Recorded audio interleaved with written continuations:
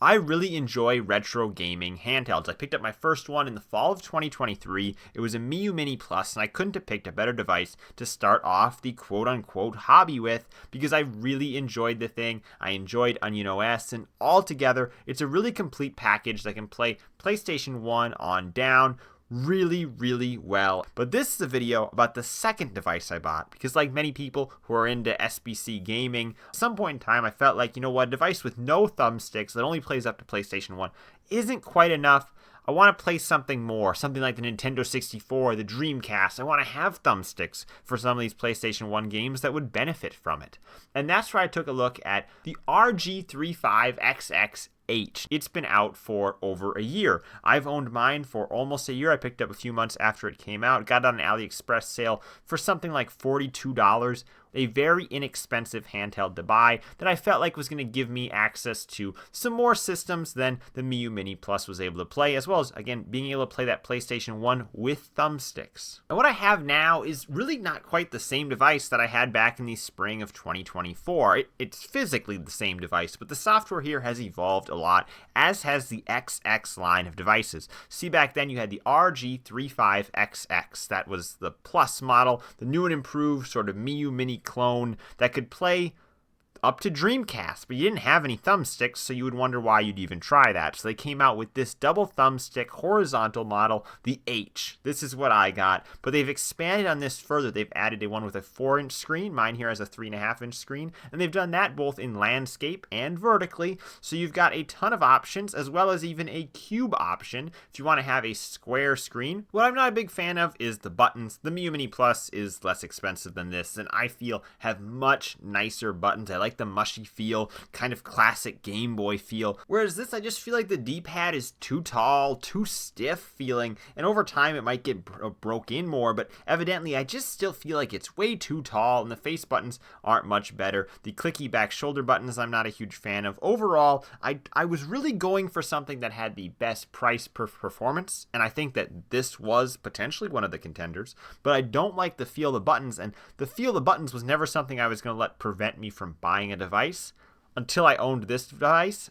I wasn't a huge fan of the buttons, but the buttons is very subjective. Some people will like the feel of this D-pad or these buttons more, and you don't really know that until you get it in your hand. So any of those physical characteristics are going to be exactly the same as when I purchased this thing originally in the spring of 2024, but what has evolved a lot has been the software. Initially, I was using the stock firmware that Anbernic puts out, which has great performance, but is very lacking in terms of features, visual appeal, and whatnot. There was a modified version of that stock firmware put out that cleans some of that up, but it's still, closer to the stock look and whatnot. So what I tried out were two main custom firmwares that were released for this. There are more, but the two with the big communities are MuOS and Knulli. Now, MuOS was the first one that I tried, and it has some interesting quirks. There's constantly new features being added to it, but it seemed like Knulli was the one that started off with more of those features. Like, it seems like MuOS is trying to catch up by adding things like a scraper, adding things like, Bluetooth controller support, which I don't think it has yet.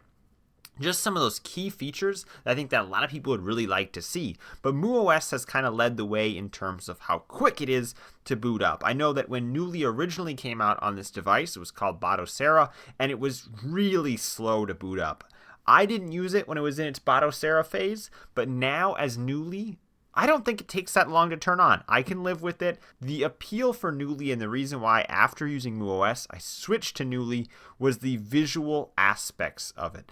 It just looks so much nicer. It's an emulation station front end, as you can see, and it has a lot of information that I was able to scrape about each and every game. There's a scraper on the Miu Mini Plus that pulls in the cover art. This scraper does even more than that. It pulls in cover art. It can pull in screenshots. It can pull in descriptions of the game, release dates, all of those different things that really make this feel like a very complete experience. Add in the fact that when you plug this into your TV, because yes, this does have HDMI out through a mini HDMI port, you're able to plug it into your TV, and at that point, you can use the actual, RG35XX H as the controller to play the game on your TV, or if you're using Knulli custom firmware, you can use a Bluetooth controller to attach to it wirelessly. So in a sense, you're kind of docking the console to your TV, almost like it's a Switch.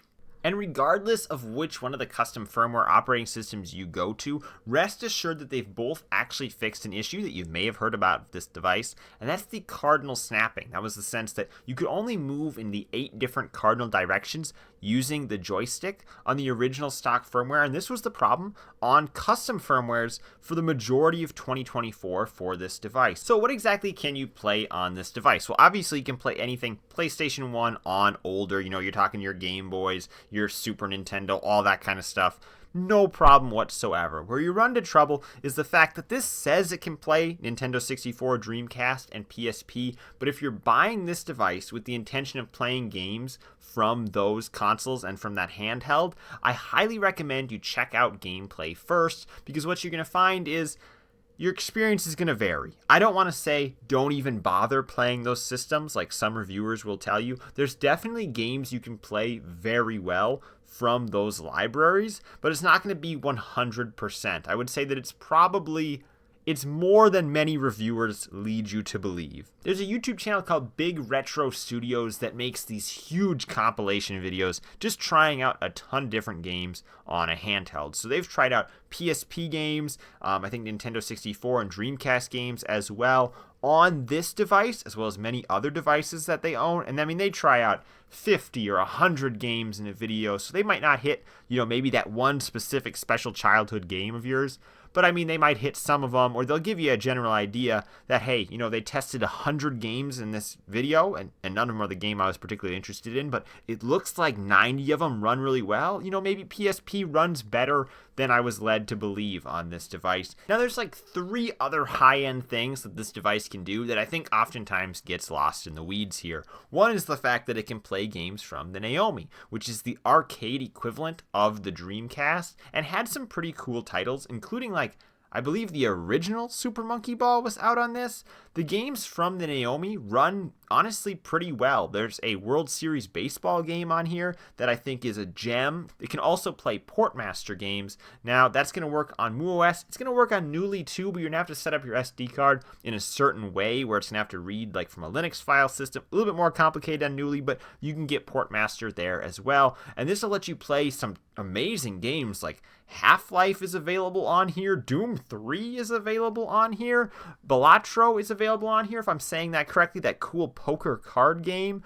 A ton of games have made their way to this device via Portmaster, assuming that you have the original files for the game from the PC Steam copies. And lastly, and this one blows my mind, but on MuOS, you can play GameCube games on this device. Now, there's a very, very low bar in terms of the number of GameCube games that actually run well on this device, but the fact that it can play some GameCube games is outstanding. I would say the most notable game that it can play at what would be considered an acceptable or playable speed, most notable game is probably Fire Emblem Path of Radiance, which is a turn-based strategy game, so it's going to go fairly slow. Frame skips, dropping, things like that isn't going to be a big deal because it's not like an action-oriented game. But there is a community-made spreadsheet that shows which games this device can run, kind of what speed to expect from them, and I'll have that link down in the description if you want to get an idea of if this is worth setting up. So my verdict on the RG35XX H in 2025